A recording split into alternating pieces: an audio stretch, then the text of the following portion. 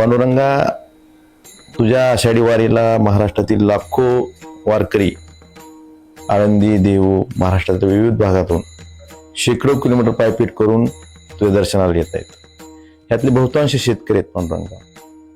पांडुरंगा, शेतकऱ्याची व्यथा आज कुणीच समजून घ्यायला तयार नाही. एका बाजूला शेतकरी रोज आत्महत्या करतोय. पांडुरंगा, हे तुझ्या काळात असं नव्हतं.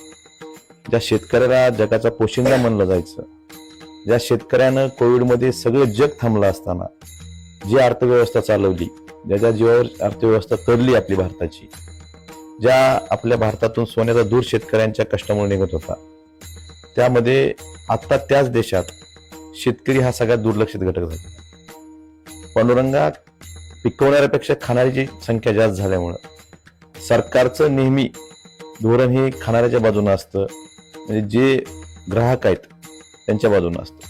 पण पांडुरंगा, हा जगाचा पोशिंदा आपण ज्यांना म्हणतो त्यांना फक्त म्हणलं जातं, भाषणात म्हणलं जातं. कुठलाही नेता ज्यावेळेस भाषण करतो त्यावेळेस सगळेच जण म्हणतात की आम्ही शेतकऱ्याची लेकरं आहेत. परंतु ज्यावेळेस एखादं शेतकऱ्याचं धोरण ठरवायची वेळ येते त्यावेळेस मात्र सोयीस्करपणे या गोष्टीचा सगळ्यांना विसर पडतो. पांडुरंगा, माझी तुझ्या चरणी प्रार्थना आहे की ह्याला सगळ्यांना सुदबुद्धी दे. आपण फक्त भाषणातच म्हणू नये की आपण शेतकऱ्यांची लेकरं आहेत. आपल्या कृतीमधून सुद्धा दाखवावं की आपण शेतकऱ्यांची लेकरं आहोत. आपले आई वडील, आपले आईबाप हे शेतकरी आहेत, त्यांना काय आपल्याला अडचण येत असेल ह्याचा आपण विचार केला पाहिजे. पांडुरंगा, एका बाजूला शेतकऱ्यांना कुणी पीक कर्ज देत नाही, नाईलाजाने सावकाराच्या दारात जावं लागतं. सावकार ते शेती लिहून घेतो, बँकांकडनं कर्ज मिळत नाही. कर्ज काढून सावकाराकडनं कसं तरी पेरणी करायचं म्हणलं तर बोगस बियाणं असतं, बोगस खातं असतं. त्यामुळे शेतकऱ्यांचं परत नुकसान होतं.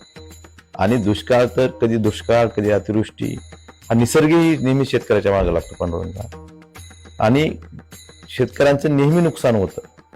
अशा वेळेस सरकार म्हणून जी घोषणा होते त्याची अंमलबजावणी पांडुरंगा होत नाही. शेतकरी पीक विमा असेल किंवा सरकारची मदत असेल, घोषणा मोठ्या मोठ्या केल्या जातात, पण प्रत्यक्ष शेतकऱ्याच्या पत्रात काय पडतं पांडुरंगा, ह्याचा आपण विचार केला पाहिजे. पांडुरंगा, मला तुला एवढंच विनंती करायची आहे की ह्या लोकांना सुदबुद्धी दे.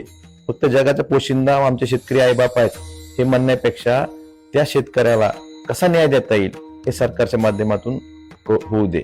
पांडुरंगा, शेतकऱ्याने अहोरात्र कष्ट करायचं, शेतात पाणी असलं तर लाईट नसते, अशी मोटर चालू केली की लाईट जाते. लोड शेडिंग असते, रात्री बेरात्री शेतकऱ्यांना शेतात पाणी द्यावं लागतं. लोड शेडिंग आहे, लाईट नसते, त्यात कसं तर पीक आणलं तर त्या मालाला भाव मिळत नाही. पण एका बाजूला आपल्या देशानं ट्रेड डील सारखा एक शेतकऱ्यांचा विरोधी निर्णय घेतलेला आहे.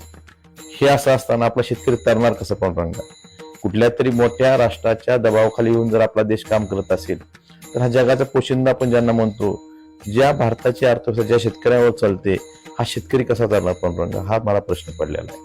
पांडुरंगा, मला तुला विनंती करायची आहे की ह्या शेतकऱ्यांसाठी इडापिडा टळू दे, बळीचं राज्य येऊ दे, हीच तुझ्या चरणी प्रार्थना आहे. पांडुरंगा, तरुण, या देशात अशी कुठली परीक्षा नाही की त्याचा पेपर फुटला नाही. पांडुरंगा, हे कलियुग आहे, मान्य आहे, पण एवढंही वाईट कलियुग असू नये. इथं लोकांचा आवाज ऐकला जावा. इथं शेकडो हुतात्म्यांनी आपला स्वतःचा जीव देऊन स्वातंत्र्य मिळवलेलं आहे, लोकशाही आणलेली आहे.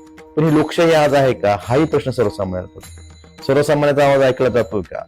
हा देश सर्वसामान्याचा आहे का भांडवलदारांचा आहे? हा देश कोण चालवतंय? हाही प्रश्न सगळ्यांपुढे पडलेला पांडुरंगा. त्यामुळं या ठिकाणी आपण ज्या पेपर फुटी आहेत, एकही परीक्षेचा पेपर असा नाही, एकही परीक्षा अशी नाही की त्याची पेपर फुटी होत नाही. त्यामुळे प्रत्येक ठिकाणी भ्रष्टाचार बोकाळलेला आहे. प्रत्येक ठिकाणी तरुणांच्या हाताला काम नाही, फक्त घोषणा करायच्या. तरुण बेरोजगार आहे. तरुणांच्या इथं एका बाजूला हाताला काम नाही, तरुणांचे सगळ्यात तरुण देश म्हणून आपला देश ओळखला जातो. पण त्या तरुणांना काम द्यायची जबाबदारी ही आपली आहे. आपण तरुणांना बेरोजगार ठेवलंय. त्यामुळे ह्या शक्तीचा वापर आपण जर करत नसाल तर आपण महासत्ता पांडुरंगा कसं बनणार? त्यामुळे पांडुरंगा, माझी विनंती आहे आपल्याला, ह्या सरकारला सुदबुद्धी दे. ह्या देशातील लोकशाही टिकवण्याची ज्या हजारो हुतात्म्यांनी स्वतःचा जीव देऊन हे आपलं स्वातंत्र्य मिळवलेलं आहे, ही लोकशाही टिकली पाहिजे, यासाठी सुद्धा त्यांना सद्बुद्धी दे पांडुरंगा. आणि मला एवढंच सांगायचं की ह्या देशातली लहान मुलगी सुद्धा, लहान लेकरू सुद्धा सुरक्षित नाही. आपण बघतो रोज नाही त्या गोष्टी आपल्या कानावर येतात. नुसतं लाडकी बहीण म्हणून जमणार नाही, लाडक्या बहिणीपेक्षा आमच्या बहिणीला सुरक्षितेची जास्त गरज आहे पांडुरंगा.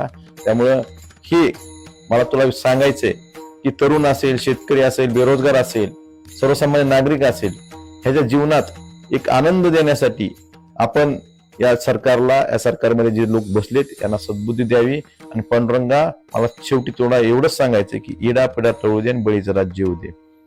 रामकृष्ण हरी पांडुरंगा.